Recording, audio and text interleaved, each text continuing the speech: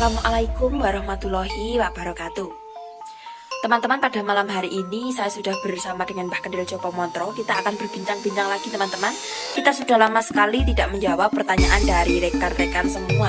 Jadi pada malam hari ini kita akan membahas atau menanyakan sama Mbah Kendil Jopo Montro tentang pertanyaan dari salah satu teman kita, yaitu yang berkaitan dengan yang pertama. Itu bagaimana caranya agar japa mantra itu bisa mandi atau manjur. Ya misalkan tidak 100%, setidaknya 80 atau 90% lah. Kemudian untuk yang kedua teman-teman, kita akan membahas yaitu sebuah ucapan. Bagaimana ucapan itu seolah-olah adalah kebenaran. Namun sebelum lanjut teman-teman, jangan lupa subscribe dan aktifkan tombol loncengnya sebagai bentuk dukungan kalian terhadap channelnya Mbah Kendil Jopo Montro untuk siaran Roso ini teman-teman. Mbah Kendil, jadi pada malam hari ini kita akan membahas dua pertanyaan Bang ya.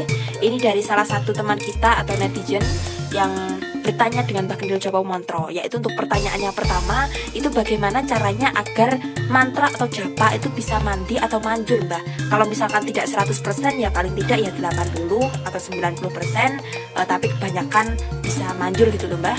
Kemudian untuk pertanyaan yang kedua yaitu tentang ucapan. Saya sudah mengamati Mbah Kendil hampir 2 tahun ini, sehingga apa yang dikatakan Mbah Kendil itu 80% itu benar atau akan terjadi. Jadi misalkan Mbah Kendil berkata A, terus beberapa hari kemudian juga terjadi A yang tidak terduga-duga.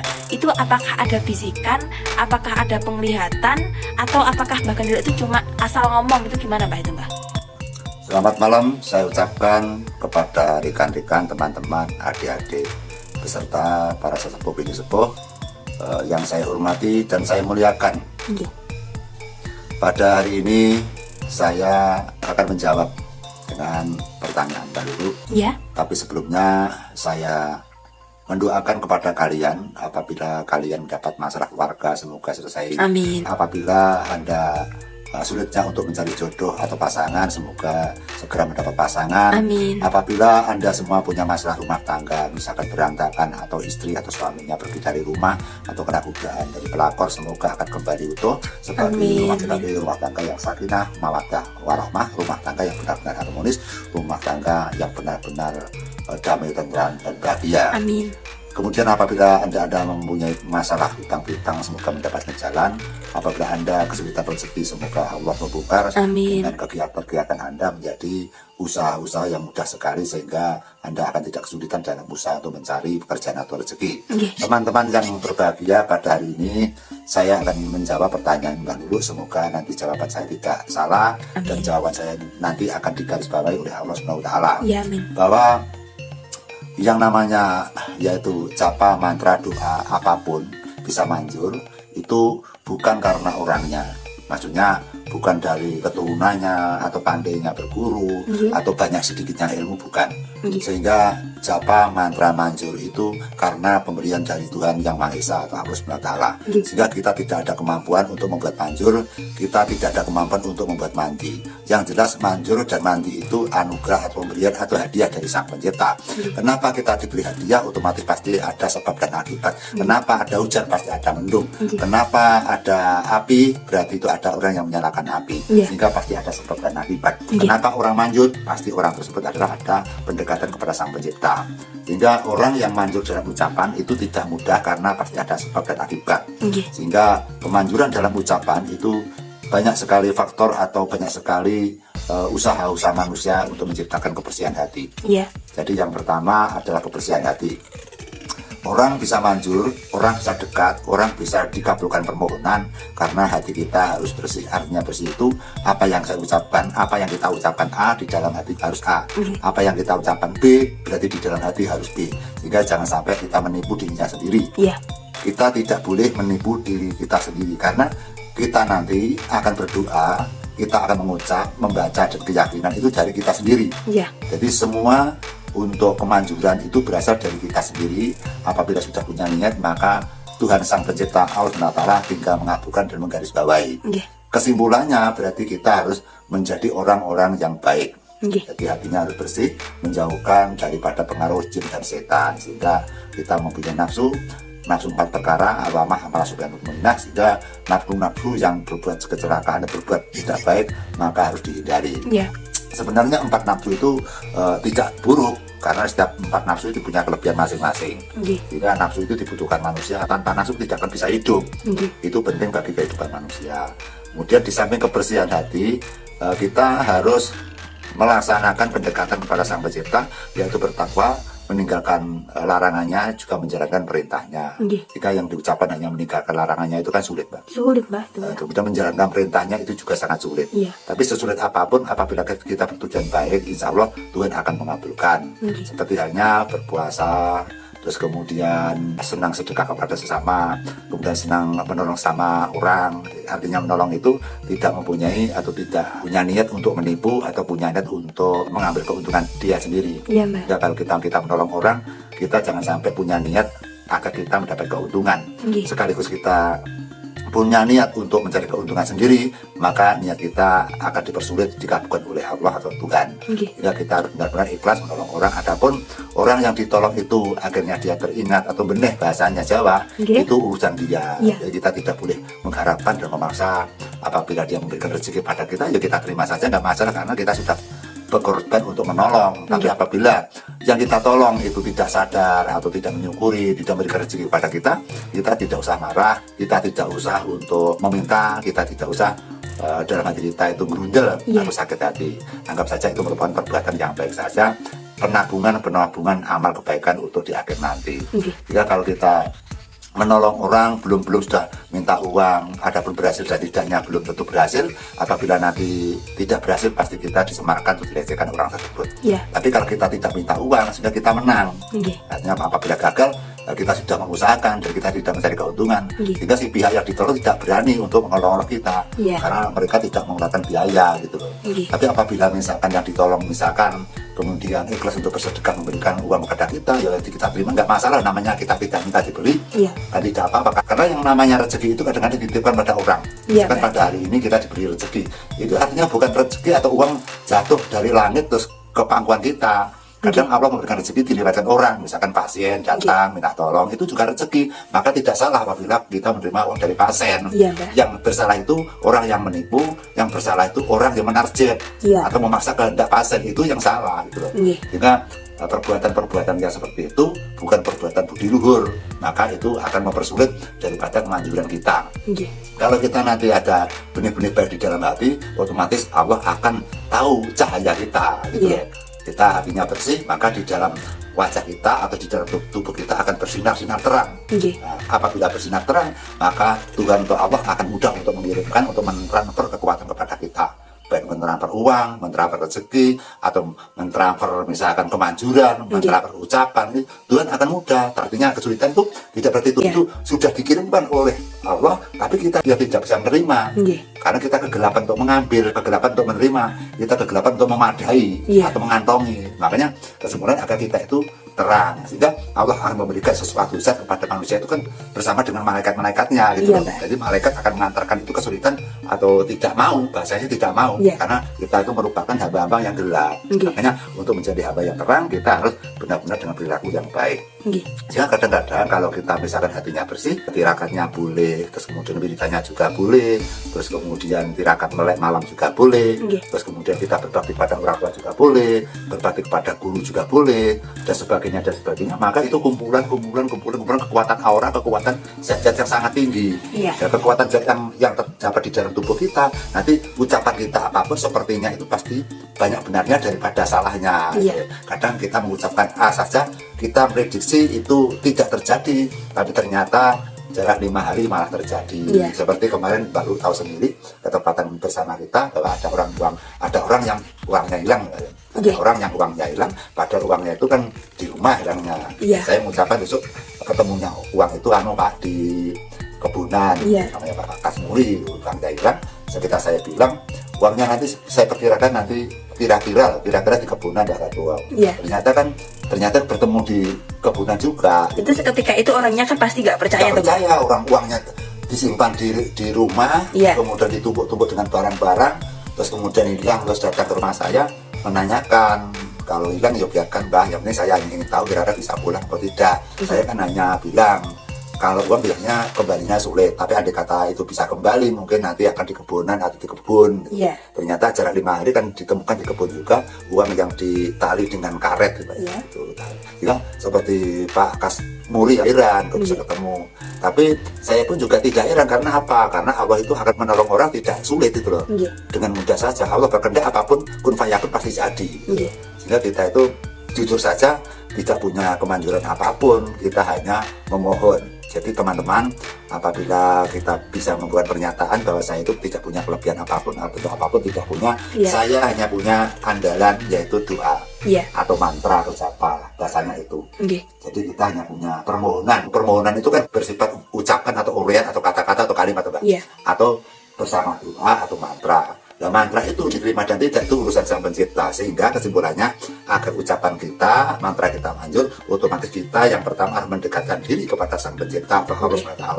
Yang kedua adalah bertakwa, menjalankan perintahnya, meninggalkan larangannya. Terus kemudian ditambah lagi bersedekah, berbagi kepada siapapun, menolong tanpa pamrih. Terus kemudian setia kepada agama, bangsa dan negara, hormat kepada orang tua. Itu ditambah dengan beberapa tirakat-tirakat, bersabar dan laten gitu loh. Jadi sabar itu menentukan. Ya, kalau kita bersabar nanti akan mendapatkan aura-aura kesenian, sehingga nanti kalau kita melihat dengan mudah. Iya. Kalau aura kita gelap, kita melihat saja sulit. Nah, Iya, kita Mbak. kembali kepada indera keenam atau dengan mata batin kita. Sehingga ada yang bertanya, bagaimana Pak saya ingin belajar mata batin yang bisa langsung bisa melihat? Saya Iya. tidak bisa, karena saya sendiri ini belajar dari mata batin itu berpuluh-puluh tahun gitu loh. Iya. Jadi tidak hanya 1 bulan 2 bulan. Jadi kalau saya mengajarkan atau kita mentransferkan orang, tapi hasilnya nanti kosong, hasilnya menipu, kan saya nanti kan malah malu gitu loh. Iya, Mbak. Jadi kita jujur saja, kalau kita mendidik kepada teman-teman atau pasien saya atau murid saya kasih tahu bahwa sesuai dengan apa yang saya jalankan, saya bisa seperti ini karena saya prosesnya berpuluh-puluh tahun. Iya. Mempelajari dengan apa itu kelantipan mata, kelantipan hidung, kelantipan mulut, kelantipan apa itu ini telinga, kelantipan rasa, itu berasal dari laku bertahun-tahun, sehingga akhirnya semakin lama akan menemukan jati diri yang sesungguhnya. Iya. Jadi maka dengan manusia seutuhnya, manusia yang sejati, tidak akan muncul sendiri. Nanti kita akan diberi pertolongan oleh Allah karena kita sudah berusaha sebagai menjadi hamba-hamba yang terpuji gitu loh. Iya. Jadi kalau kita nanti sebagai hamba-hamba yang tercela, hamba-hamba yang berdusta, hamba-hamba yang dosa, nanti Allah enggan, sulit untuk menolong kita. Iya. Karena kita tidak punya cahaya seperti itu. Jadi seperti itu, Mbak. Sehingga untuk meraih dengan kemanjuran kita berbicara, agar doa-doa kita itu bisa manjur, sehingga dengan cara-cara yang tidak mudah, sehingga tirakannya halal boleh, ketakwaan halal ada, kebersihan harus hati. Tiap malam, tiap pagi, tiap sore menyebutkan nama-nama Tuhan, menyebutkan kebesaran Tuhan, menyebutkan sifat-sifat Tuhan, menyebutkan asma-asma Tuhan. Itu nanti setiap kali diucapkan dalam batin atau secara lisan, nanti akan semakin menebakkan iman, semakin kita menebakkan dengan keyakinan, menebakkan dengan kepercayaan, menebakkan dengan kemanjuran. Ini manjur itu tidak dapat diperoleh dari 1 hari 2 hari, memperoleh berbulan-bulan atau bertahun-tahun, sehingga nanti akan berkumpul meskipun kekuatan energi yang kuat. Tidak apa yang kita ucapkan itu akan didasari dengan tanda atau dikabulkan oleh Gusti Yang Maha Agung atau Tuhan Yang Maha Esa atau Allah SWT, seperti itu, Mbak. Iya.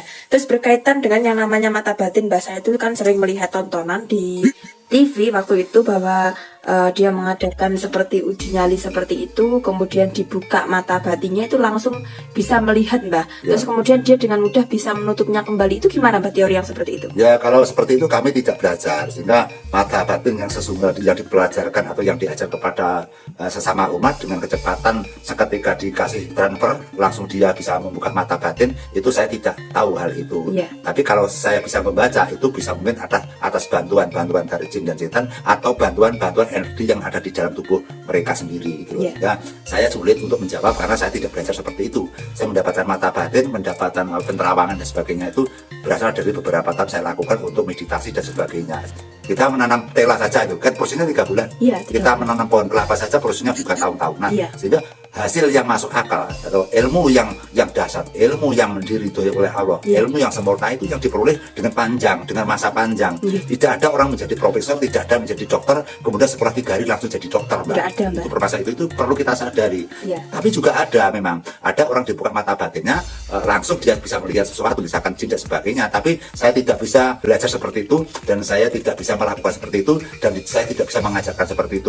Adapun ada teman-teman yang bisa melaksanakan seperti itu berarti bersimpangan jalan dengan apa yang saya pelajari, dan saya maklum adanya, dan saya tidak bisa untuk mencemooh, saya tidak bisa atau mengoreksi atau tidak bisa menerangkan, karena kami tidak bisa belajar yang seperti itu. Kami belajar dengan mata batin itu dengan proses-proses yang panjang. Itu seperti itu. Ya, jadi teman-teman, tadi Mbak Gendul sudah katakan ya. Jadi kalau misalkan dari teman-teman, ini juga pertanyaan dari teman-teman Mbak soalnya. Dia bertanya bagaimana caranya untuk membuka mata batin secara instan. Ini sudah dijawab langsung sama Mbak Gendil Joko Montro, bahwa Mbak Gendil itu tidak belajar untuk pembukaan atau penutupan mata batin yang secara instan. Mbak Gendil memiliki mata batin itu pun dia peroleh dengan proses yang sangat panjang sampai berpuluh-puluh tahun, Bang ya. Jadi teman-teman, apa yang dibicarakan Mbah Gendil ini adalah real. Jika Mbah Gendil bilang tidak bisa, maka Mbah Gendil juga tidak bisa. Kalau misalkan Mbah Gendil bisa, maka Mbah Gendil akan dengan lantang, dengan tegas juga menjawab bisa, teman-teman. Ya. Gimana, Mbah? Di samping itu gini, Mbak, di samping itu namanya kecerdasan, namanya kelantipan, namanya kemandirian itu sebenarnya kan merupakan hadiah dari Sang Pencipta. Jadi sehingga itu dipastikan tidak bisa. Artinya mau dijaga itu nggak bisa. Jika kita tetap tidak tahu menahu, misalkan saya berucap apapun itu ngawur, kadang-kadang benar. Itu bukan karena saya yang menerkan. Saya mengucap ini kok manjur atau mandi, itu bukan saya yang bikin, itu dimandikan oleh Sang Pencipta. Itu tidak ada bisikan, Bang ya? Ya ada di dalam hati itu ada, tapi bisikannya kan tidak bersuara toh, Mbak. Kalau kita sudah bisa menghubungkan antara kaulolan Gusti itu kan pasti ada getaran-getaran di dalam hati. Misalkan ini bagaimana ya, untuk pasien ini saya perkirakan bagaimana, itu mampu dan tidak itu dalam hati ada terasanya gitu. Ada terasa, oh ini bahkan sulit ini. Itu juga walaupun bagaimanapun juga nanti sulit itu, Mbak. Terus kemudian yang kedua, tetap kemampuan kita tetap tidak bisa. Kita tetap hanya memohon dan meminta kepada Sang Pencipta. Sehingga kalau kita merasa pintar, merasa kuasa, merasa ahli, nanti sebenarnya kita hanya meminta, kita sepertinya akan mengumpuli kalau popes dari Gusti, mengumpuli kalau kekuasaan Gusti. Jika kita harus berasal dari bawahnya, karena memang kita itu benar-benar minta gitu loh. Kita tidak punya.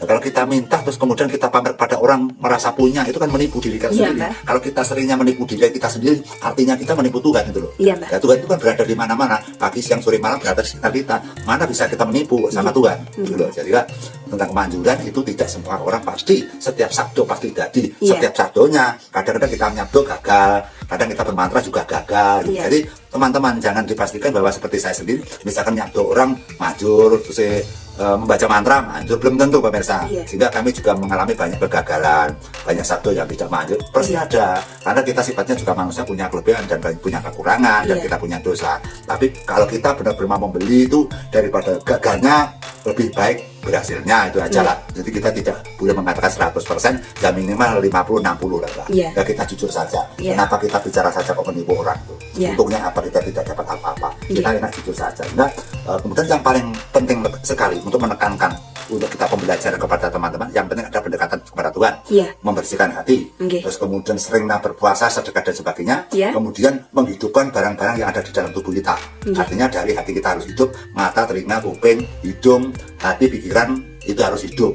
Harus bisa channel-channel yang ada di dalam tubuh kita harus disentil-sentil semua. Ya nanti hidup, kalau itu sama-sama hidup. Andai kata TV, Mbak, TV kalau salah satunya alat ini yang konslet atau mati, otomatis TV-nya error atau tidak bisa nyala. Tapi kalau semua ornamen yang ada di dalam tubuh kita itu hidup, kita macreng langsung nyala. Misalkan TV mati, disetel macreng langsung nyala. Kita tinggal mencarikan gelombang, tinggal menyalikan jurusannya, ATP, apa Indosiar, apa KSTP, apa itu kalau sudah terbuka nanti gitu. Sehingga apabila kita nanti ornamen ada dalam tubuh, alat-alat yang dalam tubuh kita itu tidak hidup semua, hitam seperti TV. Tapi kalau TV-nya normal, listriknya ada, kabelnya tidak ada masalah, seketika TV disetel ceklek langsung nanti on atau menyala. Kalau menyala kita tinggal mencari channel Indosiar, apa KSTP, apa ATP, silahkan tinggal milih. Jadi kita tidak kesulitan. Tapi kalau di dalam tubuh kita sudah mati salah satunya, maka kita akan error, sulit untuk menolong orang. Jadi kesimpulannya harus dihidupi semua. Nah, cara penghidupan itulah yang perlu kita pelajari. Terus kemudian ditambah yang penting lagi, yaitu dalam ucapan. Kita jangan sampai mengucapkan hal-hal yang tidak baik, misalkan sering misuh dan sebagainya. Terus kemudian kita ucapkan dengan benda-benda atau barang-barang yang zina. Itu juga mengurangi mengurangi kemanjuran. Kita sebagai sesepuh, kita ngomong koprol, gampang misuhan, kemudian gampang maido, gampang merendahkan orang, menyembah orang, menghakimi orang. Itu nggak boleh. Kita akan semakin rendah, semakin kita hilang kemanjurannya. Yang terakhir adalah itu kan manusia itu kan untuk membunuh cahaya, maka sabdo kita nanti juga akan kesulitan. Itu dari kebudayaan kita itu bersifat bukan berasal dari agama, berasal dari kebudayaan adat istiadat. Budaya kan berasal budidaya, loh, Pak. Iya, Budi itu tingkat akar manusia, artinya perbuatan manusia atau perjalanan manusia. Budaya itu kekuatan, jadi usaha yang ditimbulkan oleh hati manusia yang dilakukan dengan gerak atau dengan tenaga, itu yang dinamakan dengan cipta karsa budidaya. Sehingga itu merupakan budidaya atau kebudayaan atau adat istiadat. Sehingga untuk mematikan lampu yang berasal dari pijar api itu juga tidak berani saya lakukan.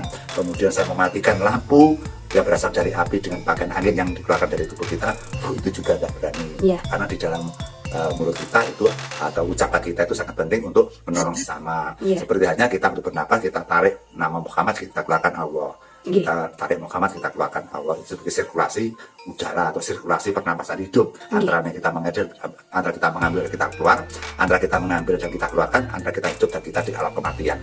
Hidup mati, hidup mati, hidup mati. Nah nanti akhirnya mati. Gitu loh. Manusia kan sudah hidup, akhirnya mati. Jadi Muhammad Allah sepertinya hidup mati, hidup mati, hidup mati, hidup mati, hidup akhirnya mati. Kalau mati nanti kembali kepada sang pencipta. Itu dari proses-proses teknis caranya agar kita mempunyai kemanjuran dari sabda tama, kemanjuran daripada ucapan kita, kemanjuran daripada doa kita. Bukan kita bercerita ini dipastikan manjur. Kenapa saya tidak berani memaksakan manjur? Karena saya hanya meminta. Nah meminta itu diberi apa enggak? Kalau tidak diberi ya kita tidak manjur gitu loh. Nah kita kembali lagi, kenapa manjur? Karena kita sudah melakukan perbuatan yang baik, melakukan dengan yaitu takwa, menjalankan perintahnya dan meninggalkan larangannya, dan ditambah yaitu yang penting lagi adalah melek. Berpuasa melek. Jadi mata ini dipergunakan untuk sering teriakat pada waktu malam, apakah itu pakai wiritan atau pakai meditasi atau dan sebagainya. Yang penting mata itu diperbiasakan untuk kita melek sesuai dengan kemampuan. Jadi setiap orang mampunya tidak sama, Mbak. Ada sampai pagi kuat, ada yang sampai jam 9 tidak kuat, ada jam 3 kuat. Jadi kemampuan orang tidak sama sehingga semampunya saja. Yang penting itu, Mbak. Allahumma sholli wa sallim wa barik ala sayyidina Muhammadin nuril zati wa sinisani fi sa'iril asma'i wa sifati wala alihi wa sahbihi wa sallim. Ya teman-teman, terjawab sudah pertanyaan dari salah satu teman kita yang sudah lama sekali, dan ini juga menjadi perbincangan oleh teman-teman semua. Jadi ketika orang berguru, ketika orang mencari ilmu, itu yang paling susah adalah gimana caranya untuk memandikan atau manjur, Bang. Jadi teman-teman, semoga video ini bermanfaat. Kiat-kiat dari Mbah Kendil Jopo Montro ini juga bisa menjadi pelajaran bagi anda semua. Ini juga bisa anda praktekkan di rumah. Ini juga bisa menambah ilmu pengetahuan kita semua. Teman-teman, demi untuk kemajuan channel ini, jangan lupa subscribe dan aktifkan tombol loncengnya supaya kalian tidak ketinggalan video-video terbaru dari Mbah Kendil Jopo Montro. Mbah Kendil, ada tambahan yang lain? Saya kira cukup. Kalau sudah cukup teman-teman, terus ikuti video kami yang selanjutnya. Untuk ini kami akhiri. Wassalamualaikum warahmatullahi wabarakatuh. Waalaikumsalam warahmatullahi wabarakatuh.